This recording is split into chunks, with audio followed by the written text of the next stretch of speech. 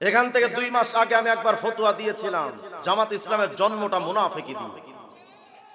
আমি বক্তব্য দেওয়ার পর অনেকে আমার বিরোধিতা করেছেন। হয়তো এখান থেকে 2-1 মানুষ বক্তব্য দিয়ে উঠতে পারেন যে হুজুর আপনি কি শুরু করলেন। আমার কথার যুক্তি আগে জবাব দেন আপনি।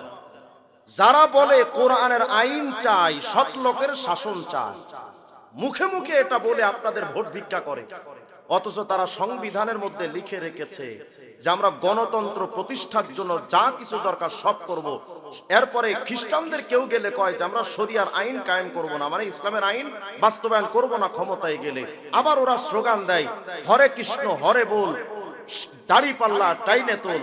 যারা মুখে বলে কোরআনের আইন বাস্তবায়ন করব, বাস্তবে যারা কোরআনের আইনের বিপক্ষে অবস্থান নেয় তাদেরকে তো তোমরা জিন্দা ওলি বলতে পারো, আমি মুনাফিক ছাড়া বলবো না। ভাইরা, আল্লাহর নামের কসম, কোটি কোটি কসম করে বলি, আমি জামাত ইসলামের বিরোধিতা বিএনপির পক্ষ হয়ে করি না। বিএনপির কোন নেতার সাথে আমার কোনো সম্পর্ক নাই। কারোর চামচামিয়া দালালি করে জুনায়েদ বাবুনগরীর এই সৈনিক চলে না। আলহামদুলিল্লাহ, আল্লাহ পাক আমাদের হক বুঝার শক্তি দিয়েছেন। আমি জানি যখন আমি 2 মাস আগে ফতোয়া দিয়েছিলাম, পুরা বাংলাদেশের হুজুর আলেম সমাজ সব একসাথে, বাবুনগরী সবার আমি এক আরেক দিক, পুরা বাংলাদেশ একদিকে, আমি আর হুজরত একদিকে। আমি জানতাম জনপ্রিয়তা কমবে, মানুষ আমারে ঘৃণা করবে, আমাকে ব্ল্যাকমেইলের চেষ্টা করবে, আমাকে মানুষের সামনে অপমান করা হবে, হত্যাও করা হতে পারে, গুম করাও হতে পারে। কিন্তু আল্লাহ ছাড়া আমরা কাউকে ডরাই না। যে আল্লাহ হায়াত দিতে পারেন তিনি জিন্দাও রাখতে পারেন। হয়তো বাঁচবো নইলে মরবো, কিন্তু পৃথিবীর কোন বাতিলকে ছাড় দিয়ে কথা বলা হবে না। যখন যেই বাতিল যেই সুরতে আসবে, এই বাংলাদেশে হিজবুত তাওহীদ এসেছিল, আমরা আমাদের সর্বোচ্চটা দিয়ে প্রতিবাদ করেছি। যখন বাউলরা এসেছিল এই কিছুদিন আগেই, 1-2 মাস আগে, সর্বোচ্চ প্রতিবাদ আমি করেছি। এখন জামাত ইসলামরা আসছে, প্রতিবাদ হবে। আগামীতে যেই কুলাঙ্গার আসে তাদের বিরুদ্ধে আমাদের আওয়াজ চলতে থাকবে। এটা আমাদের ঈমানি জজবা। আমারে কয় তোমারে কয় টাকা দিয়ে কিনেছে? আলহামদুলিল্লাহ, পুরা পৃথিবী কিনে নেওয়া গেলেও রিজওয়ান রফিকের আদর্শ বিক্রি হয় না। এই আদর্শ আমাকে বাবুনগরী হযরত শিখিয়েছেন, মুফতি ওয়াক্কাস সাহেব শিখিয়েছেন। এই আদর্শ বিক্রি হবে না। হয়তো সমালোচনা করতে পারবা, গীবত করতে পারবা, কিন্তু ময়দানে মাহশরে আল্লাহর আদালতে তোমার টুটি চেপে ধরার হিম্মত রাখিও না।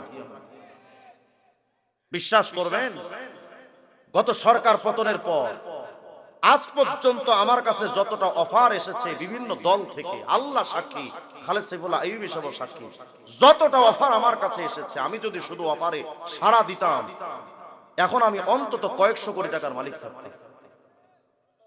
কিন্তু আল্লাহ পাকের দিকে তাকায় আমি মনে করি আমার সন্তানকে আমি হারাম খাওয়াবো না। আমার সন্তানের রক্ত মাংস একমাত্র হালাল দিয়ে তৈরি হবে, কোনো হারাম মিশ্রণ করতে দিব না। ভাইরা, আপনাদেরকে আমি শুধু এই একটি কথা বলে যাচ্ছি, শয়তান হরেক রকম সুরত নিয়ে আপনার সামনে এসে আপনাকে ধ্বংস করতে চাইবে, কিন্তু হক যদি পুরা পৃথিবী একদিকে চলে যায়, ইত্তাবিউ আস-সাওয়াদ আল-আযম এর ব্যাখ্যায় আব্দুল্লাহ ইবনে মাসউদ বলেছেন, আল জামাআতু মা ওয়াফাকাল হক ওয়া ইন কুনতা ওয়াহদা। হক যদি একজন হয়, সেই একজনই হলো ইসলামের জামাত, বাকি সব ভণ্ড। যদি পুরা পৃথিবী বাতিলদের সাথে আপোষ করে, আমি আপোষ করব না। আমি একা এক পথে থাকবো হকের উপরে। কথা তো বলতে হবে, আল্লাহর দ্বীন তো জিন্দা করতে হবে। আমাদেরকে বলে হুজুর আপনারা গীবত করেন যে, শোনেন গীবত কাকে বলে মিয়া? এই এলাকায় যদি চোর আসে, মনে করেন মোবাইল চোর আসছে, আপনি চিনেন মোবাইল চোরটারে, আপনি পুরা এলাকার মানুষের কাছে মাইকিং করে দেন, দেখো অমুকে কিন্তু গরু চোর, অমুকে কিন্তু মোবাইল চোর, এটা কি গীবত? কথা কন, এটা গীবত না সতর্কতা? যদি এটা সতর্কতা হয়, মোবাইল চোরের ব্যাপারে কথা বললে যদি গীবত না হয়, গরু চোরের ব্যাপারে নাম ধরে বললে যদি গীবত না হয়, ঈমান চোরদের বিরুদ্ধে বললে গীবত নয় ওটা। ওরা তো ঈমান চোর, আমার ঈমানকে ধ্বংস করে দিতে চায়। কার সাথে আপোষ করতে কোন? যেই লোকটা বলে, যারা বলে উসমান রাদিয়াল্লাহু আনহু পক্ষপাতিত্ব করতেন, তার সাথে আপোষ করতে চাও। যে লোকটা বলে ফিরিস্তারা দেবতার মতো, হিন্দুদের দেবতার ফিরিস্তা একই জিনিস, নাউজুবিল্লাহ, আসতে বলেন। যারা বলে উহুদের সাহাবীরা সুদখোর হওয়ার কারণে তাদের পরাজয় হয়েছিল, যারা বলে আনসার সাহাবীদের মধ্যে ইহুদিদের স্বভাব ছিল, যারা বলে ওসমান রাদিয়াল্লাহু আনহু তিনি সাহাবীদের মধ্যে জাহিলিয়াতের স্বভাব ঢুকিয়ে দিয়েছিল, যারা বলে মুয়াবিয়া রাদিয়াল্লাহু আনহু বিদআতি সাহাবী ছিল, যারা আলীর ভুল ধরে, নবীদের ব্যাপারে বলে, আমাদের নবীর ব্যাপারে বলে আমাদের নবীও গুনাহ করছে, তার সাথে আপোষ করতে কও, কল্লা দেব কিন্তু আদর্শ দেব না, জীবন দেব ঈমান দেব না। ভাইরা, আমাকে অনেকে কথাও বলে যে আপনি মনে হয় ওদের সাথে খুশি করার জন্য, দালালি করার জন্য আপনি এটা করেন। আমারে কিছুদিন আগে একজন লিখছে যে শেখ হাসিনা দালালি করতে এগুলো শুরু করছেন, অথচ শেখ হাসিনা সরকার আমার 2 বার কারাগারে নিয়েছে। এখন যে সরকার সামনে যারা আসবে, মনে করেন বিএনপি যদি আসে, নিশ্চিত এটা লিখে রাখেন, বিএনপি যদি কোনো 2 নাম্বারই করে আমি এটার প্রতিবাদ করি, হয়তো তারাও আমাকে কারাগারে নিবে। আরে ভাই, আমাদের আকাবের আসলাফের জীবন তো এমন, আমার নবী যদি 3 বছর সিয়ামে আবি তালেবে কাটাতে পারে, আমরা 3000 বছর কাটালেও তো অসুবিধা নাই। সুতরাং আমি আপনাদের কাছে একটা অনুরোধ করে যাই, হক জামাত যারা শরিয়া আইনে বিশ্বাস করে না, যারা শরিয়া আইন তৈরি করতে চায় না, আমেরিকার কাছে নিজেদের কল্লা বিক্রি করে দিয়ে বলে শরিয়ার আইন কায়েম করব না, ওই ধোঁকাবাজির করতে পড়ে নিজের আমানতের ভোটটা নষ্ট করা যাবে না। যারা শরিয়ার আইনের কথা বলে যে আমরা কোরআন সুন্নাহ অনুযায়ী রাষ্ট্র পরিচালনা করব, যারা ইসলামী শরিয়ার আইনের রাষ্ট্র চালাইতে চায় সেদিকে যাবেন, কিন্তু মুনাফিকদের সাথে নয়। আল্লাহ আমাদের সবাইকে বুঝ দান করেন, বলেন আমিন। বলেন জিকির হবে কার? 1 সেকেন্ডে অনেকে রাগ করছেন মনে হয় না, রাগ করলে করেন না, জীবনে দাওয়াত দিয়ে না, আমি দাওয়াতের ভিখারি না। প্রয়োজনে আমি আমার ঘরে বসে সারা জীবন জিন্দেগি খাটের উপরে কাটায় দিব, হয়তো মাহফিল পুরো দুনিয়া যদি বাদ হয়ে যায়, হক হকই, একজন সামনে পেলে হকের কথা বলে যাব, এটা আমার আদর্শ। বাবুনগর হযরত চলে গেছেন, আহমদ শফি রাহিমাহুল্লাহ চলে গেছেন, হুসাইন আহমদ মাদানীরা চলে গেছেন, তাদের সন্তানরা জিন্দা থাকতে ইসলামকে বিকৃতি হতে দেব না আমরা।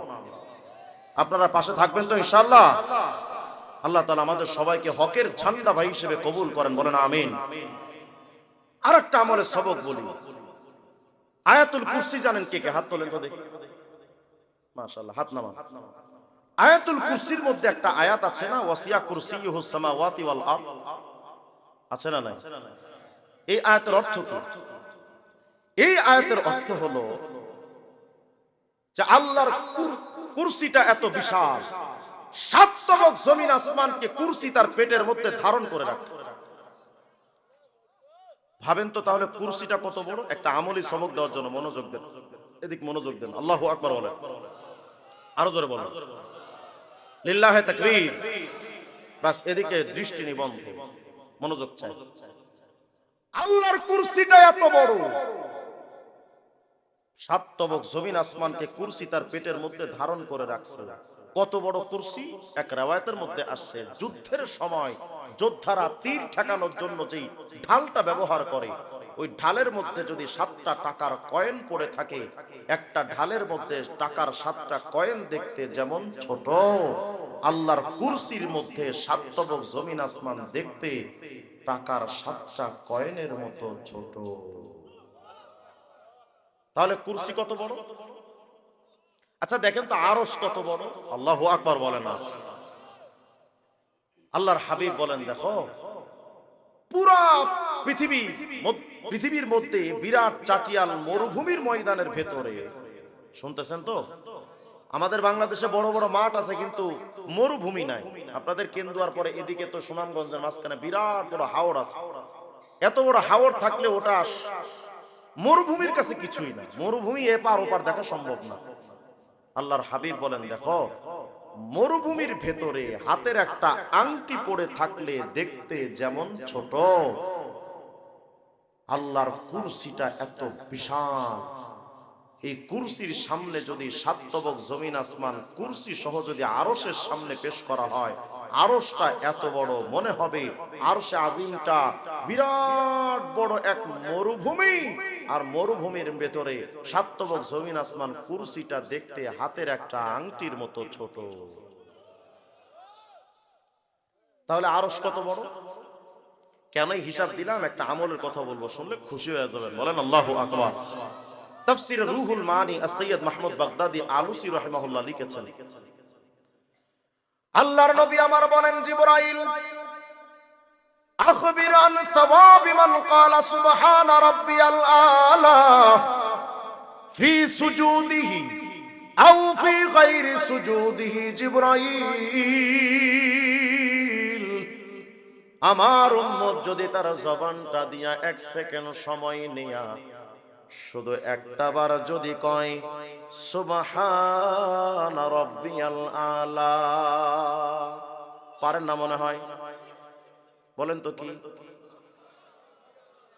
আবার বলেন, কখন পড়া লাগে? সিজদায়।